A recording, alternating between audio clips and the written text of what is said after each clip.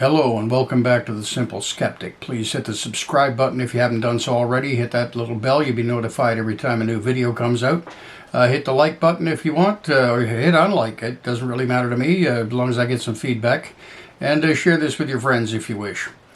This is going to be something a little different. I don't have a teleprompter, so I quite often go off script and have to throw in some ad-libs here and there when I forget the lines. But this time I'm going to be reading pretty well from the script and not making as much eye contact because I don't want to mess up anything on this one. I think it's fairly important. I'm posting in relation to a recent article by Hemant Mehta, also known as the Friendly Atheist. Now, he's a YouTuber who puts out some quality stuff concerning atheism and religion. Check him out. That's the Friendly Atheist on YouTube. He was talking about the views being currently espoused by Richard Dawkins, Steven Pinker, and Jery Coyne. All three have recently become notorious in the atheist community for their views regarding LGBTQ2 people, views which many of us are not only offended by, but are also having trouble understanding given their academic backgrounds. Dawkins is well known and well qualified as a biologist and zoologist, and has been an outspoken defender of evolution against the onslaught of creationism and intelligent design.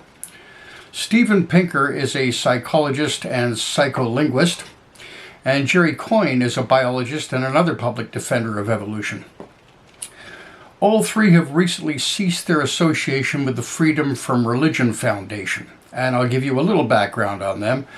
The FFRF was founded in 1978, and has grown to be America's largest free thought association, currently with almost 40,000 members, mostly comprised of atheists, agnostics, and skeptics. I'll quote from Hemant's article to give you the background on the situation. Quote, "In case you missed it, the short version is that biologist Jery Coyne, author of Why Evolution is True and Faith versus Fact, Why Science and Religion Are Incompatible, wrote an article trashing transgender people." Yes, he did. I'll place a link to Coyne's article down below. It was entitled Biology is Not Bigotry. After publishing the article, the Freedom from Religion Foundation received a backlash of criticism and rescinded it. And Dawkins, Pinker, and Coyne then resigned from their advisory positions on the honorary board of FFRF. It's a statement by Coyne in his article, quoted by Hemant, that sprang out to me as particularly silly and quite objectionable. He says, quote, "Transgender women, for example, should not compete athletically against biological women, should not serve as rape counselors and workers in battered women's shelters, or if convicted of a crime, should not be placed in a women's prison." End quote. Now, prior to making this statement, Coyne cited research which purports to show that transgender women are more likely to be the perpetrators of sexual assault. I'm not an expert in that field. I'm not an expert in parsing scientific data on the subject, but I will say that if he is correct, then that is an area of concern. But I do not think that it deserves the approach of using a flamethrower to kill a fly. Now, the sports issue has been pretty well debunked and put to bed. It doesn't really have anything to do with the points I want to address. I will say that I understand the public confusion about it, and more education is needed to address the issue and the objections. The faulty premise in the other two areas, however, should be visible to anyone who can spell the word sexuality.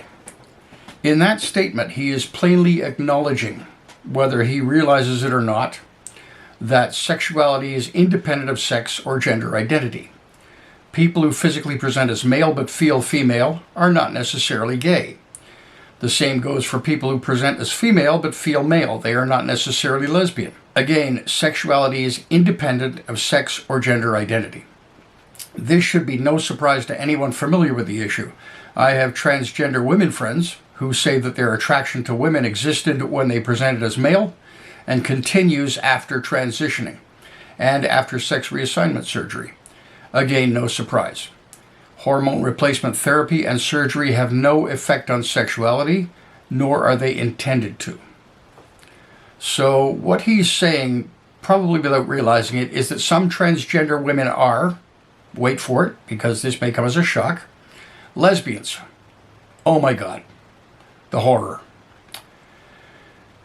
So he's just muddied the waters with a whole new argument. He is saying that lesbians should not be around other women. Lesbians should not be allowed to work as rape counselors or workers in battered women's shelters, even though some of the women that they are helping may also be lesbians or bisexual. In fact, some may have experienced being battered simply because they are lesbians. One would think that having the experience of a woman who understands such a situation will be welcome. But in his world, that seems to be irrelevant. He is also implying that a transgender person is somehow incapable of practicing the professional ethics required for the job, and that they will cavalierly use their position to enter into personal and perhaps sexual relationships.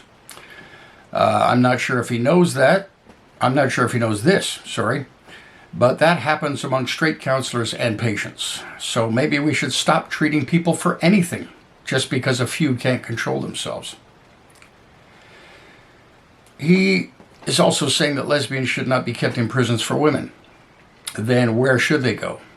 Men's prisons? Pretty sure he wouldn't agree with that unless he is among the most misogynistic people in history. While I find his opinions repugnant, I will grant that he would never go that far. So do we have separate prisons for lesbians? That would imply that we should also have separate prisons for gay men, because according to his outlook, gay men should not be placed in a men's prison. Aside from the increased health risks from illicit prison sex that would probably bring about, there comes the increased cost of administering 2 more branches of the penal system. Try getting that past the people who think that we are already coddling prisoners instead of making them live on bread and water and sleep on a cold floor. They're also the ones who think that homosexuality is a filthy perversion better dealt with by execution. Now he wants them to expect or accept spending even more on the prison system. Jery, Richard, and Stephen, you are all intelligent and educated enough that you should be able to see why you're wrong on this issue. And the fact that you do not appear to be is an insult to your audience. You are showing them that education does not overcome your bigotry, whether you recognize it as that or not. And worse, you are using it to buttress your opinions.